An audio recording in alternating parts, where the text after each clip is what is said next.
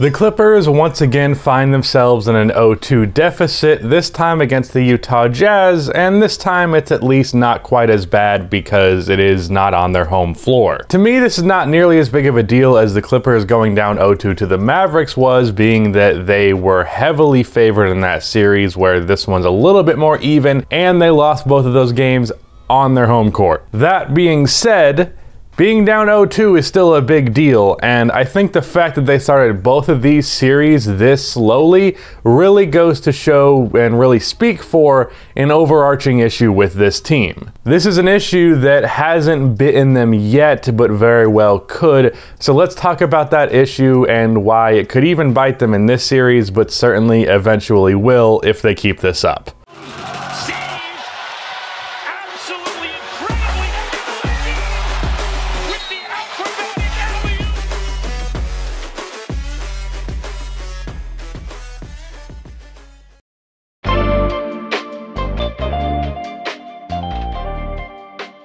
Before I continue on with this video, about half of the people that watch these videos are not subscribed, so if you fall into that 50%, then subscribe. I'm trying to hit 200K on this channel by the end of the year. Also, drop a like on this video, only takes 1 second, it makes a massive difference. And go subscribe to my second channel where I'm doing post-game recaps, and I'm also trying to hit 100K on that channel by the end of the year. All that stuff, much appreciated. So, why do the Clippers see themselves down 0-2 once again? Well, it's as simple as they are not taking this as seriously as they should out of the gate, which is the exact same reason they went down 0-2 against the Mavericks in the first place. That's not to say that the players on this team and the coaching staff and all of that don't understand the gravity of this situation. It's just that they don't behave like it. And that could suggest that they don't actually know or care, but I seriously doubt that. Damn near every single loss in the first round and in the first 2 games of this series can be attributed to long stretches of time where the Clippers kind of aren't taking it that seriously. Not caring enough to fight over a screen to prevent a switch, taking lazy shots, not putting pressure on the rim by settling for jumpers, not making hustle plays, not locking in 100% on defense, not being aggressive enough. It's these small moments of complacency over small periods of the game that end up making a massive impact, because the Mavericks and now the Utah Jazz take advantage of those lapses in energy and effort. And while you can look at every loss and nitpick certain elements of it, this is a systemic and overarching issue that exists with this Clippers roster, and it's one of those things that you have to actually watch the game to witness,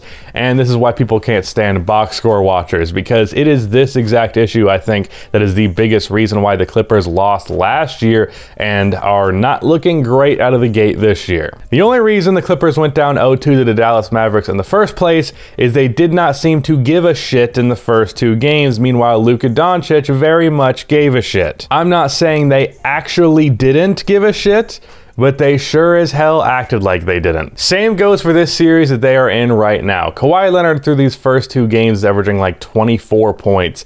And he's not seeming to care that much, or not seeming to be willing to take over. Like just being okay with, for example, in game 2, Reggie Jackson doing more offensively than he did. He's playing it like it's a regular season game, not like he did game 6 versus the Mavericks, not like he did in his 2019 playoff run.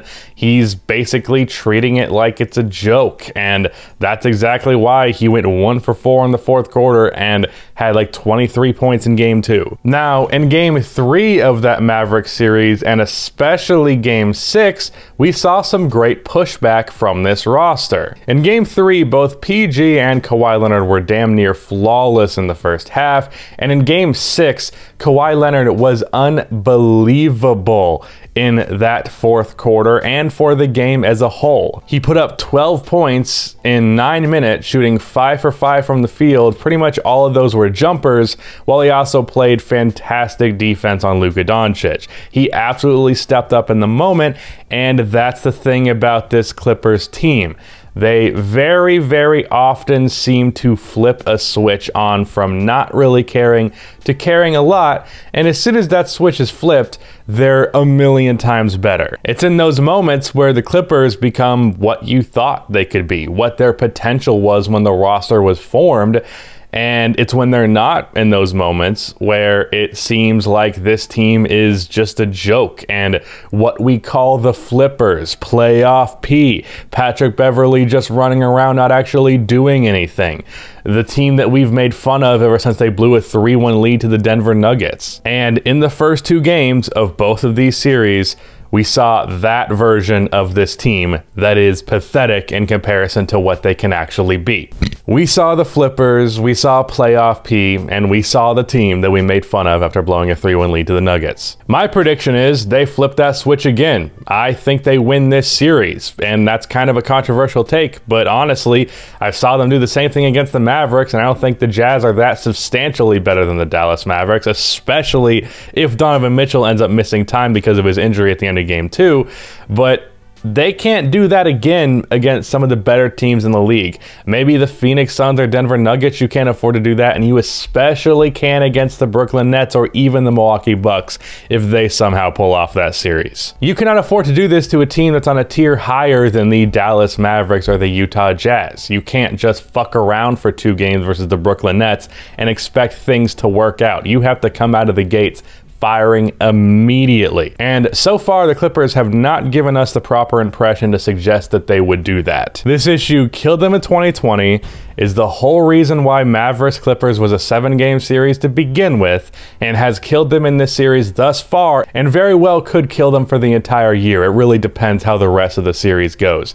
But this complacency consistently displayed by the Clippers will be what ends up biting them in the ass if they once again fail to meet their expectations, which seems like they might. And even if it isn't this year, it can definitely bite them for real down the road. So these issues need to be resolved. There's something culturally wrong with that team that just prevents them from reaching their real potential, and that needs to be addressed. You can't dick around versus the Brooklyn Nets. It's not going to go well. So that's the biggest problem with the Clippers right now. I can't believe they are doing this again, but it seems like, I don't know, they are. So there you go. Shout out to Rudy for editing this video, but at the end of this video, please be sure to like and subscribe for more content like this, and cue the outro music.